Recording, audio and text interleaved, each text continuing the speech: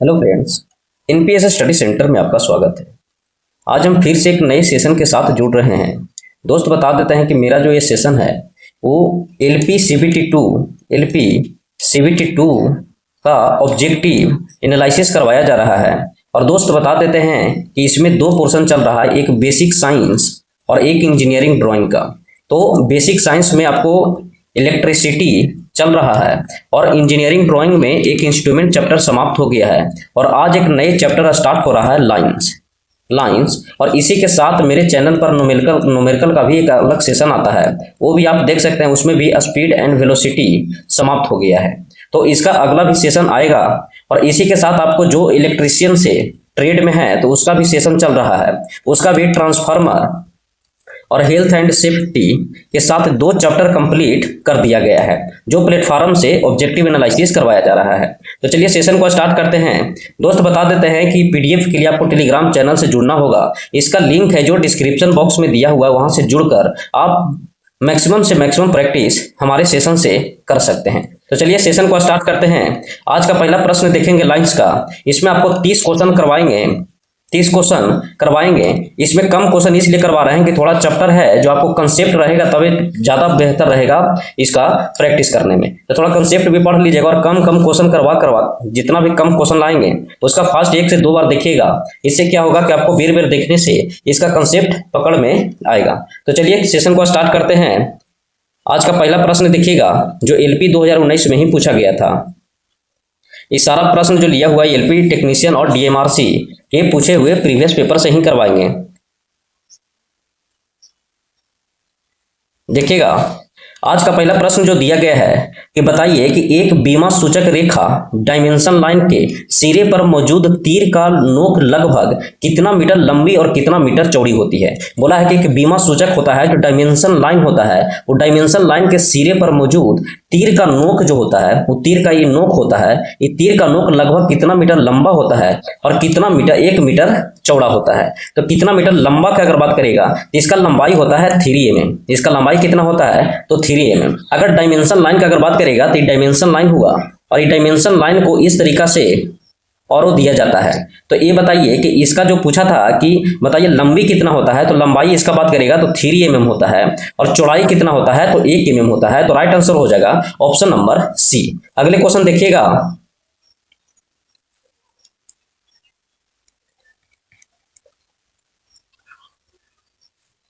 अगले प्रश्न में दिया गया है, बोला गया है कि वक्र को परिभाषित करने के लिए कम से कम 3 बिंदुओं का प्रयोग किया जाता है। तो वक्र के 2 अंतिम बिंदुओं को एक एंकर पॉइंट कहा जाता है।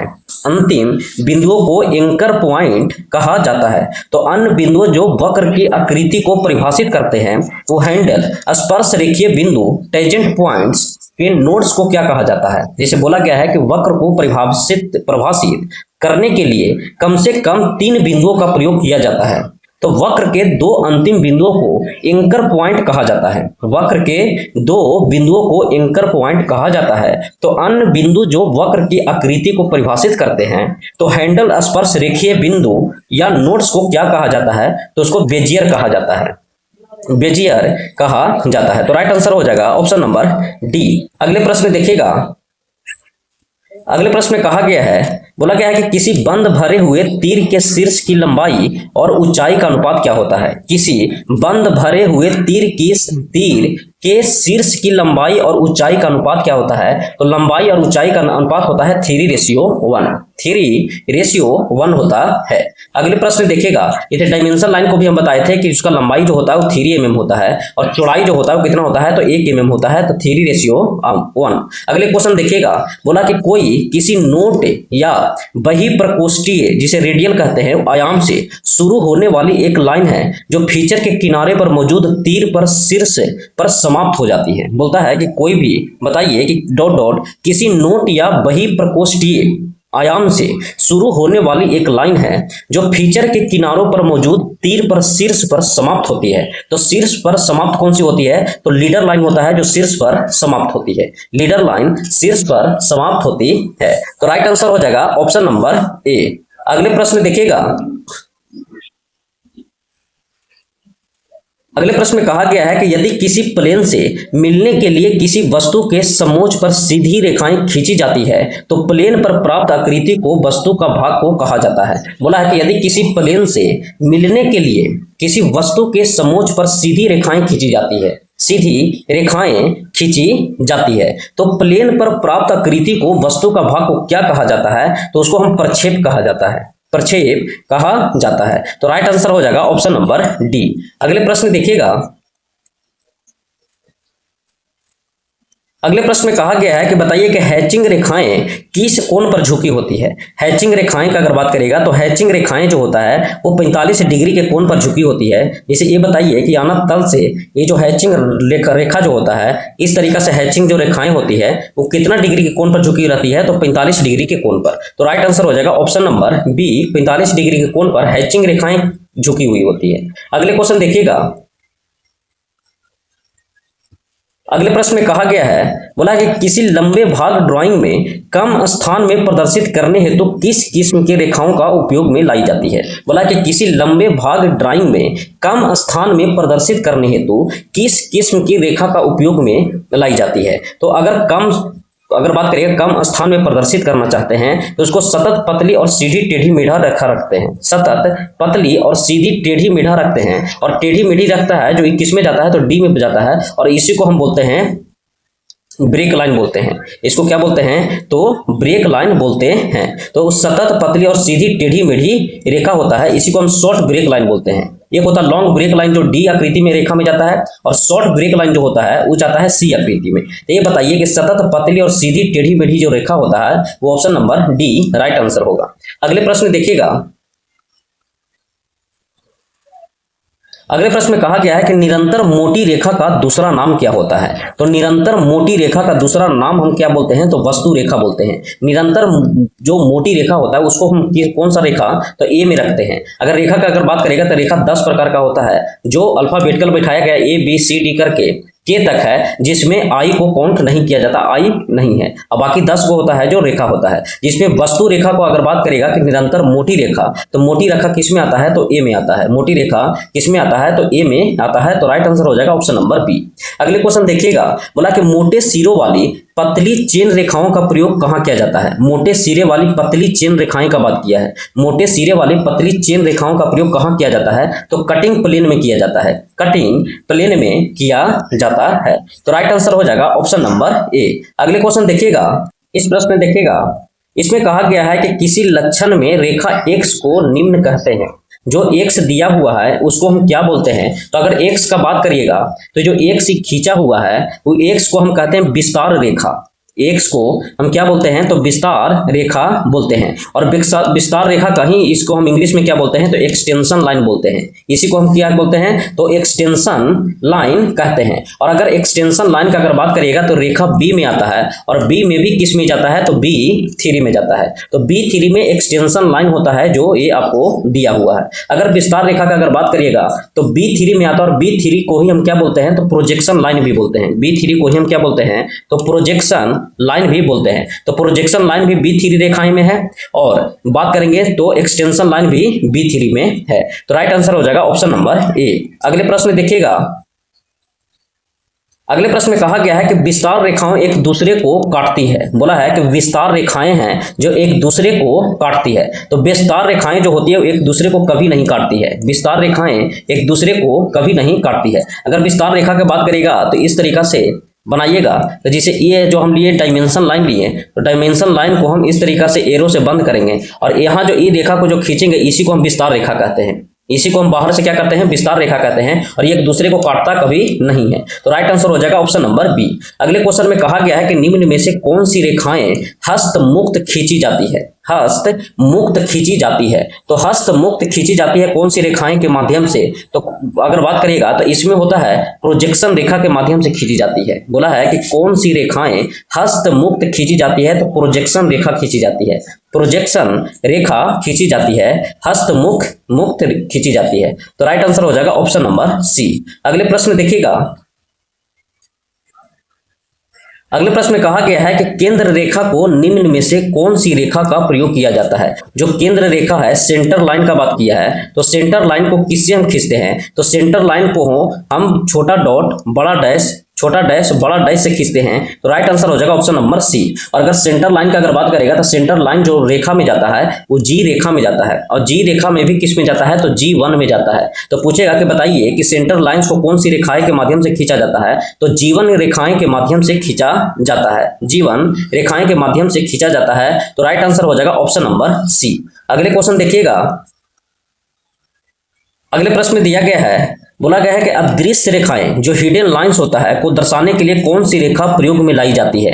तो अदृश्य रेखा या हिडन लाइंस का अगर बात करेगा तो हिडन लाइन जो दिखाई जाती है वो बिंदुदार रेखा के माध्यम से दिखाई जाती है, बिंदुदार रेखाएं के दिखाई जाती है। अगर हिडन लाइंस का अगर बात करेगा तो हिडन लाइंस दो रेखा में जाता है, एक ई में जाता है और एक एफ में जाता है। तो ई में अगर करिएगा तो बराबर डैश के माध्यम से ई हो गया, और ई होता है जो मोटी, जिसको हम थिक लाइन बोलते हैं, थिक लाइन बोलते हैं, थिक का मतलब मोटी हो गया। और एफ में जाता है जो पतली रेखाएं के माध्यम से बनता है, दोनों का आकार सेम ही रहता है। और ये होता है जो पतली रेखाएं से होता है, थिन लाइन से बनता है। तो आपसे पूछा जा सकता है कि हिडन लाइंस किस रेखा में जाता है, तो ई और एफ में जाता है, ई और एफ में जाता है। तो बिंदुदार रेखा होता है, ये कौन सा रेखा होता है, तो बिंदुदार रेखा होता है। अगले प्रश्न देखिएगा, अगले प्रश्न में कहा गया है कि इस लाइन का प्रयोग विवरण देने के लिए किया जाता है। मतलब बोला गया है कि किस लाइन का उपयोग हम लोग विवरण देने के लिए करते हैं। तो विवरण को अगर देना रहता है तो डायमेंशन लाइन का उपयोग करते हैं, डायमेंशन लाइन का उपयोग करते हैं। डायमेंशन लाइन अगर देना होगा तो इस तरीका से डायमेंशन लाइन दिया जाता है, और इसके ऊपर ही कोई भी डाटा लिखा जाता है, कितना मीटर लंबाई या चौड़ाई कुछ भी हो उसके डायमेंशन के ऊपर लिखा जाता है। तो किसी भी लाइन का विवरण अगर देना है तो डायमेंशन लाइन के माध्यम से दे सकते हैं। अगले क्वेश्चन में कहा गया है, अगले प्रश्न में कहा गया है कि हैचिंग रेखा के मध्य कम से कम दूरी कितनी होनी चाहिए। तो हैचिंग रेखा का अगर बात करिएगा कि हैचिंग रेखा के मध्य कितनी दूरी होना चाहिए, तो 0.7 mm या 7 मिमी होनी चाहिए, 0.7 mm होनी चाहिए। तो हैचिंग रेखा पूछ लिया जाता है कि किस रेखा से प्राप्त होता है। तो हैचिंग रेखा की अगर बात करिएगा तो हैचिंग रेखा आता है जो बी में आता है, और बी में भी किस में जाता है, तो बी में हैचिंग रेखा का अगर बात करिएगा तो बी में जो चला जाता है वो B6 से हो जाता है। कितना, तो B6 में हैचिंग रेखा है, B6 नहीं B5 में हैचिंग रेखा है। तो आपसे पूछा भी जा सकता है कि हैचिंग रेखा किस में जाता है, तो बी में जाता है, रेखा नंबर बी में, और बी में किस में, तो B6 में जाता है हैचिंग रेखा। और उसी का बोलेगा कि कितनी दूरी पर होती है, तो 0.7 mm या मिमी की दूरी पर होता है। अगले क्वेश्चन देखिएगा,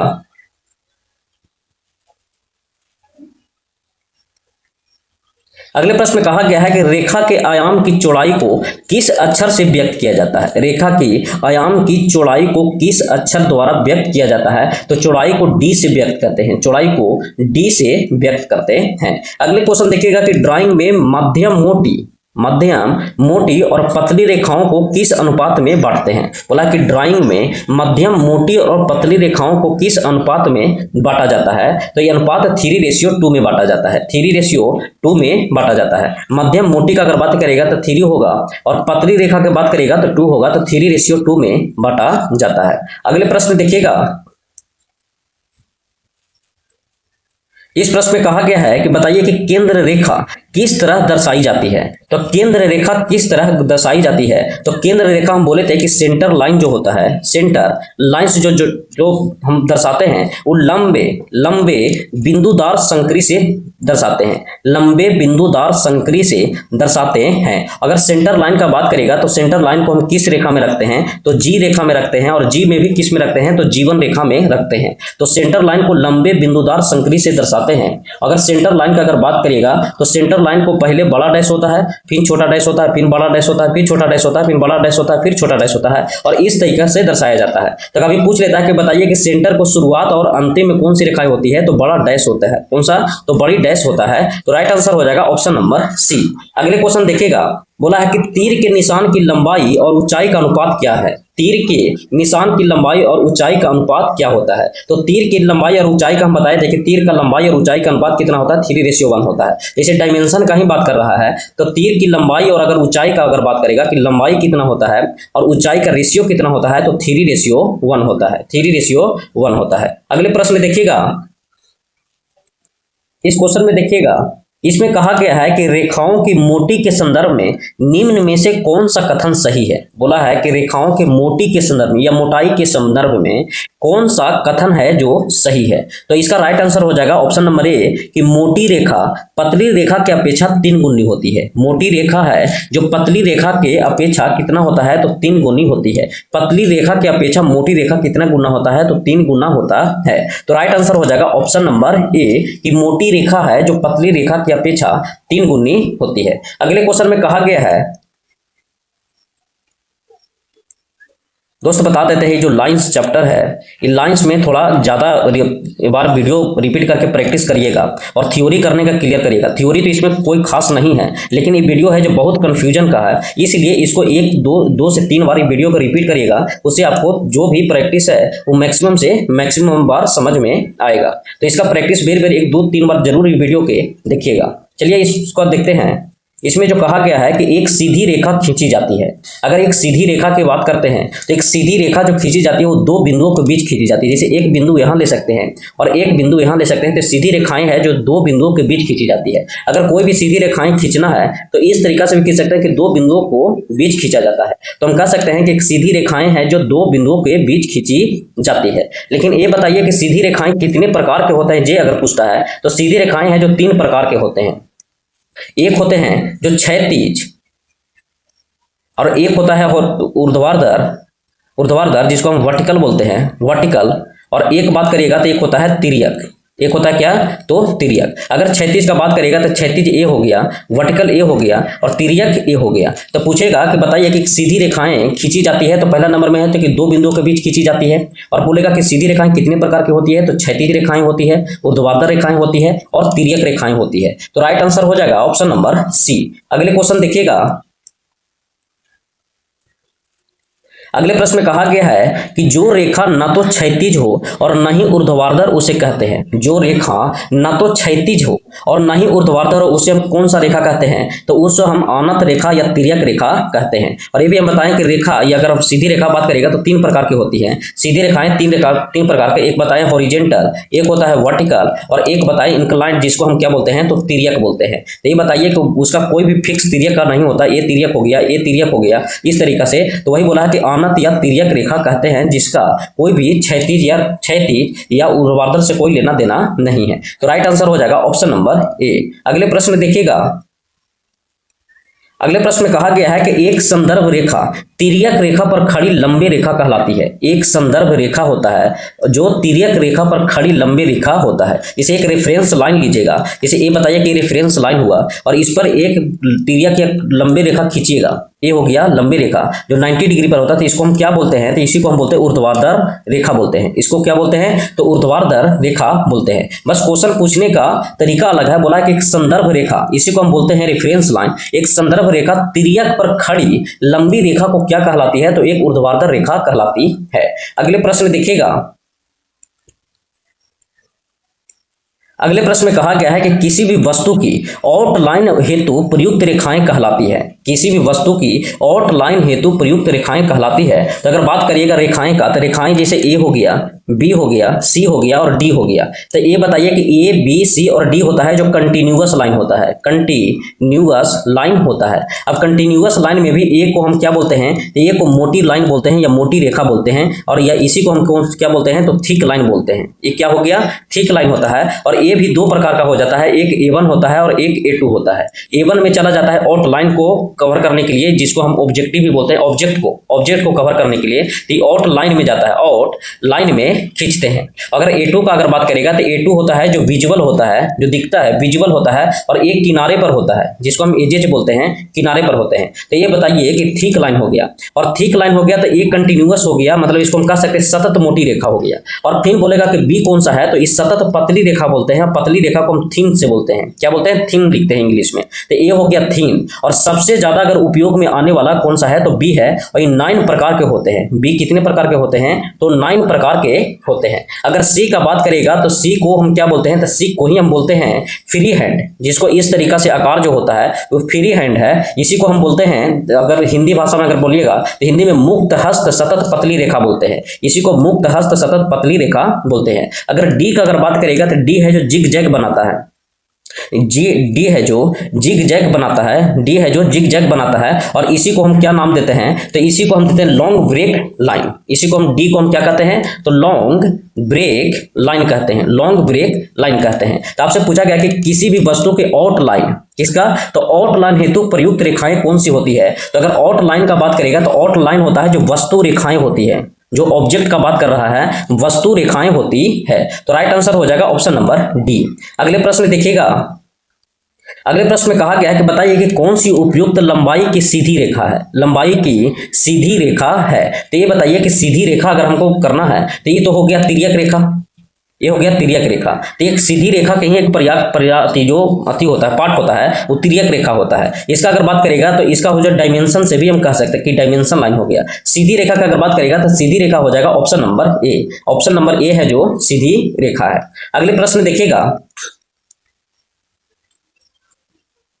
अगले प्रश्न में कहा गया है कि बताइए कि इंजीनियरिंग ड्राइंग में लाइनें मोटाई के अनुसार कई रेंज में होती है, तो इन रेंज की संख्या कितनी है। बोला गया है कि इंजीनियरिंग ड्राइंग में लाइनें मोटाई के अनुसार, लाइनें जो होती है वो मोटाई के अनुसार कई रेंज में होती है, तो इन रेंज की संख्या कितनी है। तो ई रेंज की संख्या का अगर बात करेगा तो इस रेंज की संख्या 9 है। टोटल इस रेंज की संख्या कितनी है, तो 9 है। अगले प्रश्न में बोला है कि 0.5 मिमी रेंज की मोटाई वाली लाइनें में बी वर्ग की लाइनों की मोटाई कितनी होती है। बोला है कि 0.5 mm या मिमी रेंज की मोटाई वाली लाइनों में बी वर्ग की लाइनें की मोटाई कितनी होती है। तो बी वर्ग की मोटाई की अगर बात करेगा तो होता है 0.2 मिमी, 0.2 मिमी होता है किसका, तो बी की मोटाई। लेकिन ए का पूछेगा तो ए की मोटाई कितना होता है, तो 0.5 मिमी होता है ए का, और बी का पूछेगा तो 0.2 मिमी होता है बी का। ठीक है, अगले प्रश्न देखिएगा, अगले प्रश्न में कहा गया है कि चित्र में दिखाई गई रेखा किसको बताता है। चित्र में दिखाई गई अगर रेखा का बात करेगा तो चित्र में दिखाई गई रेखा है जो हिडन लाइन को बताता है। चित्र में दिखाई गई रेखा किसको बताता है, तो हिडन लाइन का बताता है। हम बताए थे कि अगर रेखा का बात करेगा तो ए बी सी डी और ई और एफ। अब ये इतने देखते हैं, थोड़ा थोड़ा करके हम हर एक वीडियो, जब वीडियो आएगा रेखाएं का, तो हम कंसेप्ट को क्लियर करने की कोशिश करेंगे कि मैक्सिमम बार आपको प्रैक्टिस बना रहे। ये बताइए कि ए में हम जो बोले वो बोले कि थिक लाइन होता है, मोटी रेखाएं होता है, और थिक लाइन जो होता है वो कंटिन्यूअस होता है, मतलब सतत विस्तार हम कह सकते हैं या सतत मोटी रेखा कह सकते हैं। ये जो बी होता है ये होता है जो थिन लाइन होता है, इसी को हम सतत पतली लाइन कहते हैं, सतत पतली लाइन बी को बोलते हैं। सी को हम क्या बताएं, तो सी को हम बोले कि हस्त या मुक्त हस्त सतत पतली रेखा, मुक्त हस्त सतत पतली रेखा जो इस तरीका से रहता है। डी को हम क्या बोलते हैं, तो इसी को हम बोलते हैं long break method, long break line, long break line, और लॉन्ग ब्रेक लाइन इस तरीका से रहता है, लॉन्ग ब्रेक लाइन इस तरीका से रहता है। तो ये हो गया डी का। अगर ई और एफ का बात करेगा तो ई और एफ का बराबर डैश रहता है, ई और एफ का बराबर डैश रहता है, इसमें बड़ा छोटा नहीं रहता, बराबर डैश रहता है। लेकिन ई में अंतर यही है और एफ में कि ई होता है जो थिक होता है, मोटी होता है, और एफ जो होता है ये होता है जो थिन पतली होता है। तो दोनों को साथ में याद रखिएगा कि ई और एफ को ही हम हिडन लाइन बोलते हैं। एक होता है हिडन आउटलाइंस और एक होता है हिडन इजेज, मतलब किनारा का। ठीक है, और ये दोनों ई और एफ बराबर होता है, लेकिन ई में मोटी होता है और एफ में पतली होता है। तो आपसे प्रश्न पूछा गया कि बताइए हिडन लाइन का किसको कहते हैं। ये डॉट जो दिया, देखिए बराबर डैश दिया हुआ, डैश डैश जो है बराबर है, इसको हम क्या बोलते हैं, तो हिडन लाइन बोलते हैं। और इसको हम कौन सा प्रकार बोलते हैं, मोटा है तो ई प्रकार बोलेंगे। लेकिन अगर बात करेगा एफ का, तो एफ को ई मोटाई को थोड़ा पतला कर देगा, इस तरीका से पतला अगर कर दिया बराबर में तो पतला हो गया, तो किस प्रकार का हो गया, तो एफ प्रकार का हो गया। तो राइट आंसर हो जाएगा ऑप्शन नंबर डी। अगले प्रश्न देखिएगा, अगले प्रश्न में कहा गया है कि एक गमनकर्ता बिंदु अपनी दिशा बदलता रहता है, तो इस प्रकार में बनी रेखा का नाम बताइए। बोला है कि एक गमनकर्ता बिंदु अपनी दिशा बदलता रहता है, तो इस प्रकार बनी रेखा का नाम क्या होता है। तो इस प्रकार बनी रेखा को हम कहते हैं वक्र रेखा, जो अपना आकार बदलते रहता है, अपना आकार बदलते रहता है। समांतर रेखा की बात करिएगा तो समांतर रेखा इस तरीका से भी हो सकता है और इस तरीका से होता है। सिंपल समांतर रेखा यही कहता है कि जब दो लाइन जब गुजरती है तो कभी भी एक दूसरे को काटेगी नहीं और नहीं तो सटेगी। ठीक है, वही समांतर रेखाएं हैं। अगर इस समांतर रेखाएं को अगर कहेंगे तो इसको कहीं भी आगे ले खींच के ले जाइएगा तो दूसरे को उतना ही डिग्री पर समांतर रहेगा और एक दूसरे को कभी काटता नहीं है, उसी को हम समांतर रेखा कहते हैं। तो इसका राइट आंसर हो जाएगा ऑप्शन नंबर सी, कि जो गमन करते हुए बिंदु अपनी दिशा बदलता रहता है वो कौन सा होता है, तो वक्र रेखा होता है। दोस्त बता देते हैं कि इसमें हम आपको क्वेश्चन हम 30 ही करवाने का प्रयास कर रहे हैं। क्यों? क्योंकि इसको 50 क्वेश्चन भी कर सकते हैं, लेकिन इसमें कुछ कंसेप्ट है जो आप रिवाइज करिएगा। 30 तक जितना भी कंसेप्ट इसमें आया है थ्योरी से, उसको फिर रिवाइज करिएगा और अगले दिन फिर आपको 30 क्वेश्चन मिलेगा। और इसी तरीका से कभी भी कोई भी चैप्टर अगर ज़्यादा कंफ्यूज करे तो थोड़ा थोड़ा करके पढ़िए उसको। उससे क्या होगा कि आपको, जैसे कि अब एक बार पढ़ लीजिएगा, बोरिंग फील ना होगा। 50 क्वेश्चन करवा देंगे कि बोरिंग फील होने लगेगा। इसलिए थोड़ा चैप्टर है, देखिए जिसमें 50 क्वेश्चन खींचने का रहता है उसमें हम खींच देते हैं, लेकिन इसमें छोटा छोटा वीडियो देंगे। आपको पता है कि बेसिक साइंस इंजीनियरिंग में बात करेगा तो इंजीनियरिंग ड्राइंग में ज़्यादा चैप्टर नहीं है। इंजीनियरिंग ड्राइंग में 6 चैप्टर है और बेसिक साइंस में लगभग 10 चैप्टर है। तो इसी तरीका से दोनों मिला के हम मैक्सिमम से मैक्सिमम बार प्रैक्टिस आपको करवा देंगे। बस ये चैनल से जुड़े रहिएगा। अगर आपको ये वीडियो पसंद आया है तो लाइक, सब्सक्राइब और कमेंट में अपना राय जरूर दीजिएगा। ये सेशन को देखने के लिए धन्यवाद।